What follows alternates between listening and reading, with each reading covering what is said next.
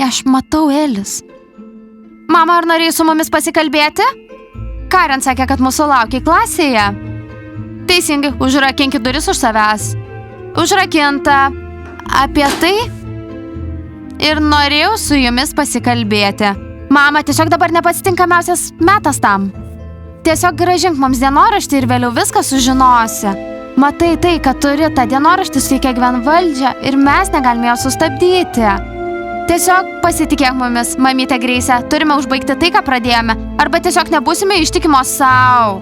Ir viskas. Ir būtent apie tai norėjau pasikalbėti.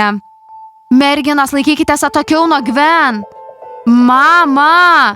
Dar kartą, laikykitės nuo jos atokiau. Nieko nereikia aiškintis, kas padaryta, tas padaryta.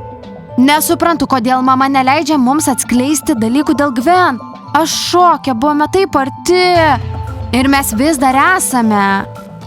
Merginos, negirdžiu jūsų, ar supratot, ką norėjau pasakyti? Supratom. Tai nuo tavęs, mama, turėtume tiesiog grąžinti dienoraštį Gwen ir pamiršti apie jį? Labai malonu iš tavo pusės, mama. Labai. Bent jau Gwen. Nerodykit savo ilčių prieš mane, Florida. Supratau, kad to nenorite, bet būtent taip ir darote. Gerai, mama, padarysime, kaip tu sakei.